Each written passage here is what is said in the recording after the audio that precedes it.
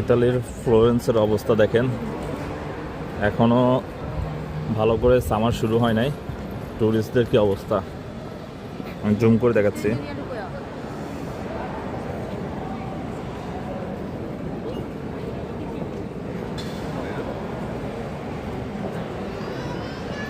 এখনো গরমের সময়টা শুরু হয় নাই, এখন থেকে ট্যুরিস্ট। সামনে গরমে কি হবে আল্লাহ ভালো জানে।